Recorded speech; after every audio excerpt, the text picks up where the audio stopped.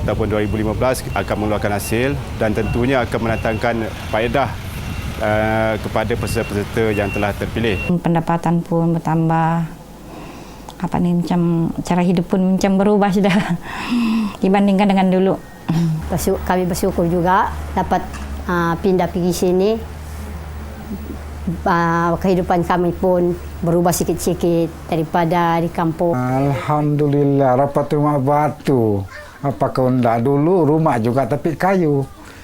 Iya, atas laut lagi berumah. Sekarang sudah di darat begini rumah batu lagi. Kalau aku seumur hidup jadi nelayan, apalah masa depan anak-anakku sekolah. Bersyukurlah karena dapat pindah ke sini. Di laut itulah bilangku, kais pagi, makan pagi. Jadi sekarang ini tengah hari sudah aku balik pergi rumah, mandi, habis itu rehat, kerja kalau ada di kerja. Jadi itulah perubahan dia, mungkin ada banyak perubahan dia. Suatu hari nanti kita dapat menikmati hasil daripada titik peluh kami sendiri, dapat menyumbang kepada keluarga-keluarga kami. Selain Banggi, program serupa juga dilaksanakan di Tanjung Gahai, Lipis Pahang menerusi projek Agropolitan Gahai. Dibangunkan pada 2007, ia menjadi lokasi projek Agropolitan kedua selepas Pulau Banggi. Projek KKLW bersama pihak berkuasa kemajuan perkebun kecil perusahaan getah Rizda ini melibatkan tanaman komersial, pisang dan getah. 50 peserta telah diberikan hak milik rumah dan menetap di kawasan tersebut bersama pelbagai kemudahan untuk keselesaan mereka. Di Batang Lupar pula, 126 keluarga miskin Tegar dari Pulau Seduku berpindah ke kawasan penempatan baru sejak November tahun lepas. Mereka juga diberi lot tanah seluas 1.3 hektar seorang. Selain saham ladang sejahtera Batang Lupar seluas 4.4 hektar seorang yang diusahakan Felkra Berhad dengan tanaman kelapa sawit seluas 1,600 hektar. Selain Batang Lupar, 4 lagi projek agropolitan di Sarawak ialah Batang Sadong, Pulau Pruit, Gunung Sadok dan Nangga Sekuau. Di Pahang, selain Gahai, projek sama dimajukan di Cemomoy, Ganda di Perak dan Sik di Kedah. Projek agropolitan terbaru dirancangkan di Gana, Sabah. Di samping pembangunan ladang dan kompleks penempatan serba moden, turut disediakan kemudahan sosial seperti Dewan Serbaguna, masjid, kedai, perpustakaan, padang permainan dan tabika. Selain projek pengeluaran hasil pertanian, penduduk luar bandar ini dibekalkan dengan pelbagai ilmu keusahawanan dan budaya perniagaan dengan harapan dapat memberi sinar baru dalam kehidupan mereka. Dalam usaha melahirkan lebih ramai usahawan orang asli yang berjaya, pelbagai program bantuan dan bimbingan diwujudkan. Penumpuan kepada perusahaan herba dan hasil hutan, antaranya bengkel buluh di Pos Buntu, Raub Pahang.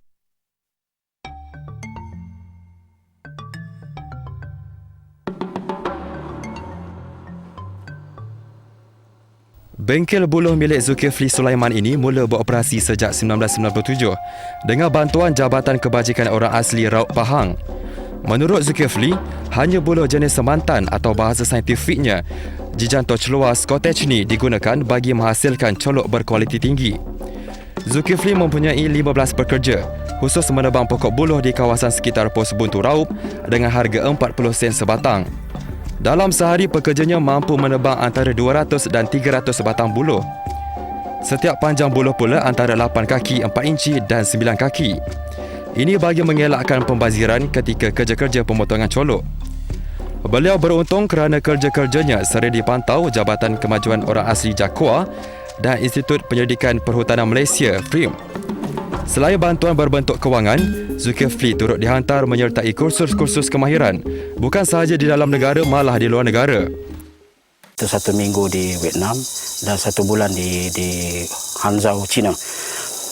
Jadi segala pengalaman saya, segala kursus-kursus yang saya ceburi itu, saya manfaatkan sepenuhnya di dalam bengkel kilang buluh di Pos Buntu inilah. Proses penghasilan colok ternyata tidak semudah yang disangka. Mujur Zulkifli ada 10 pekerja mahir dan berpengalaman.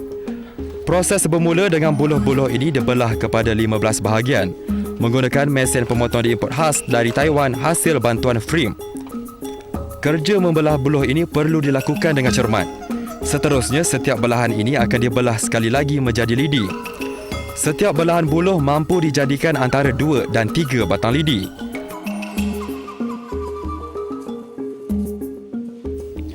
Kerja-kerja mengasingkan lidi-lidi berkenaan kemudiannya akan dilakukan secara manual. Ia kemudian diikat dan disiram dengan air dicampur sejenis cecair untuk menghalang serangan serangga perosak. Lidi-lidi ini akan dijemur di bawah terik matahari sekurang-kurangnya 1 hari bagi memastikan ianya benar-benar kering sebelum dipotong mengikut ukuran panjang bergantung kepada permintaan. Biasanya colok yang dihasilkan di sini dipotong antara 10 hingga 14 inci panjang.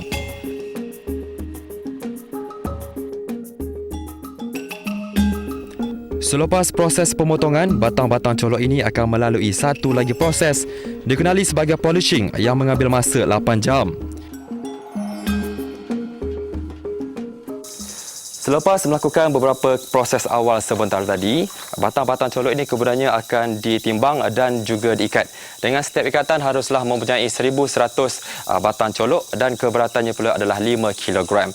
Kemudiannya ia akan dihantar ke kilang-kilang sekitar Kuala Kubu dan juga Ulu Yam bagi tujuan kerja-kerja pemprosesan terakhir dan dijual pada harga RM6 bagi setiap ikatan.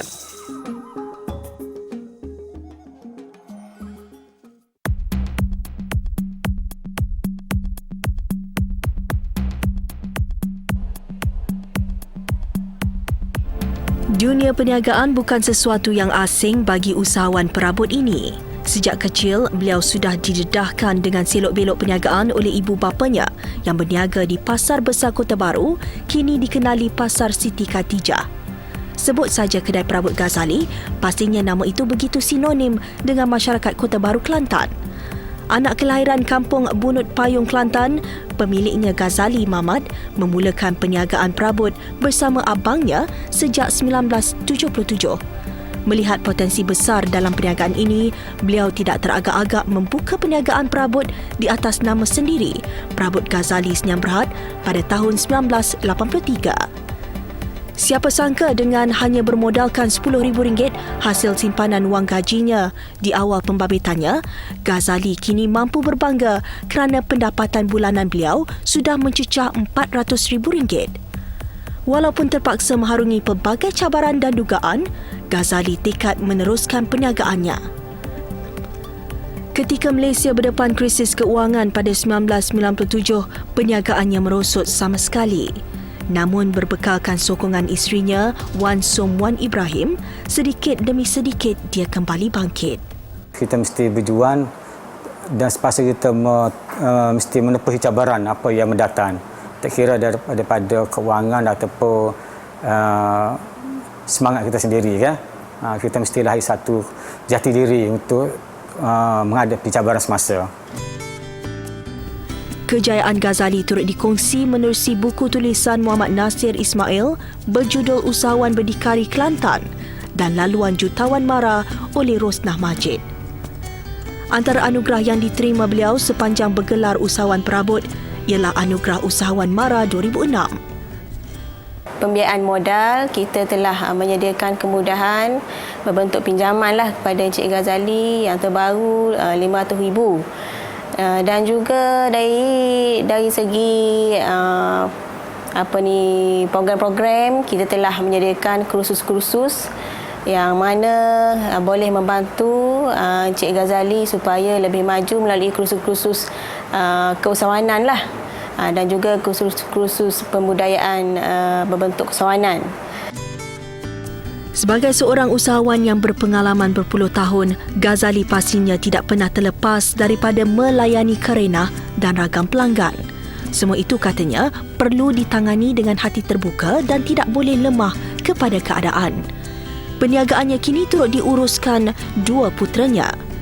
Bagi mengembangkan lagi empayarnya, sebuah lagi kedai perabot kini dalam pembinaan di Pasir Hor, Kota Baru. Bagi Ghazali, beliau ada strategi tersendiri bagi memastikan perabot di kedainya terus mendapat sambutan. Saya cuba ambil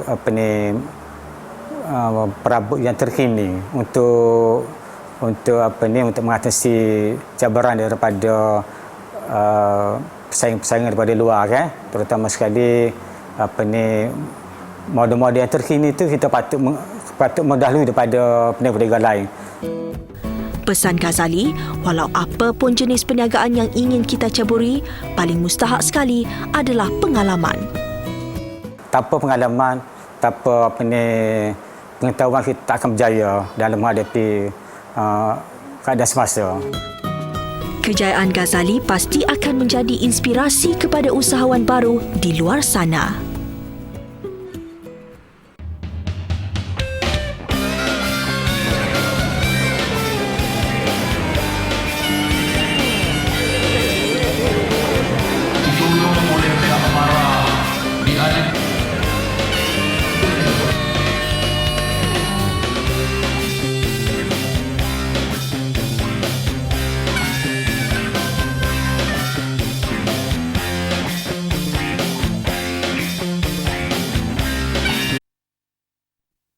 Dibangunkan sebagai pusat penyelidikan hutan dan rekreasi, Taman Etnobotani Kesedar di Gua Musang, Kelantan menyediakan kemudahan penginapan dan penyelidikan ubatan herba.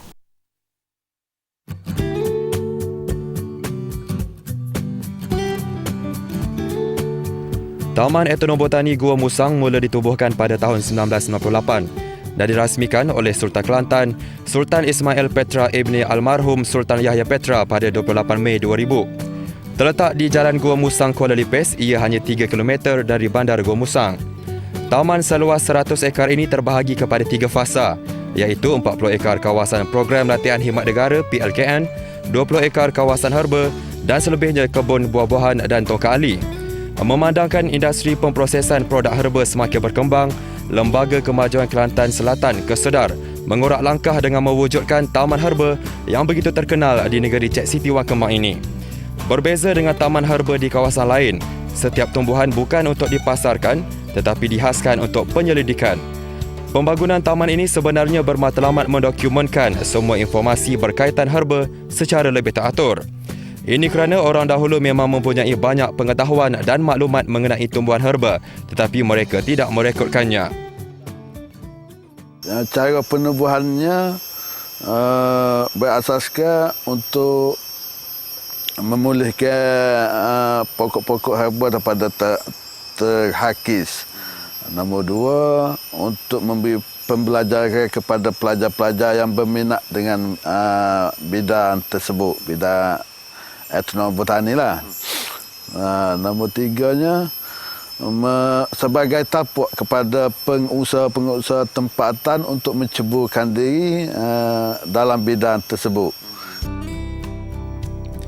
Untuk memberi kefahaman kepada pengunjung pula, setiap spesies pokok herba ini tersedia bersama paparan penerangan nama saintifik, nama panggilan, khasiat kesihatan serta teknik penyediaan. Antaranya kacik Fatimah, mas cotek, jarum tujuh, ubi jaga dan igo yang ditanam untuk penyelidikan perubatan. Mas cotek misalnya dikatakan mampu merawat kerosakan urat saraf, keputihan dan paru-paru berair. Manakala jarum tujuh bilah boleh merawat kanser, kecil manis dan batu karang. Melihat potensi tongkat ali yang tinggi nilainya, Kesedar menyediakan taman tongkat ali seluas hampir 20 ekar. Mungkin satu hari mungkin tak ada dah tongkat ali yang kita boleh tengok. Mungkin tak ada dah tongkat samat ataupun kacik Fatimah dan sebagainya. Ini adalah koleksi-koleksi yang amat berguna lah ya, kepada negara, sebab kita tidak mahu besok negara yang satu masa kita kaya dengan perkara-perkara macam ni jadi pupus pula bagi kita. Bagi anda yang menggemari aktiviti lasak pula, Taman Etnobotani turut menyediakan aktiviti rock climbing yang pastinya mencabar kelasakan anda. Anda hanya perlu menempah terlebih dahulu dengan Kesedar Travel dan bayaran cuma RM10 seorang. Di sini juga turut menempatkan kandang ternakan rusa sebagai tarikan baharu buat pengunjung. Anda berpeluang mendekati haiwan ini dan boleh juga memberi makanan. Saban tahun Taman Etnobotani ini